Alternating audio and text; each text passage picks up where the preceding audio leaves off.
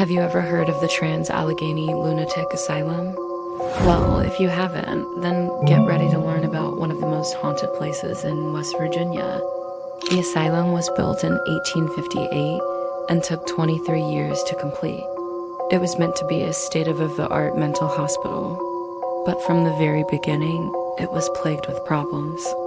In 1864, before it was even finished, an outbreak of smallpox killed over 100 patients. And that was just the start of the horrors that would take place here. Conditions for the patients were absolutely terrible. They were kept in overcrowded rooms, sometimes for years on end. They weren't allowed to leave unless they were completely cured.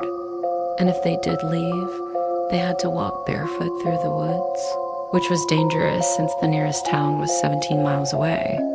In the 1900s, lobotomies became popular as a treatment for mental illness.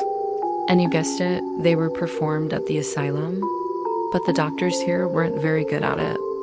They lobotomized over 400 patients between 1909 and 1941, but they only had a success rate of 5%. Most of the lobotomies resulted in the patients becoming vegetable states, which is why many believe the asylum to be haunted by the spirits of these lobotomy patients. As the years went on, the staff became more and more abusive towards the patients. They would beat them, starve them, and even force them to eat their own vomit. It wasn't until 1994 that the abuse finally stopped when a new director took over the asylum. But the abuse and the horrible conditions didn't stop there. The staff would also cover up the abuse by giving the patients electroshock therapy, which would render them unconscious for days.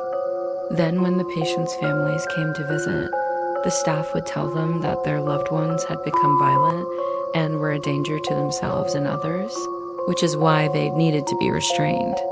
Even today, the building still stands, although it's now known as the Weston State Hospital.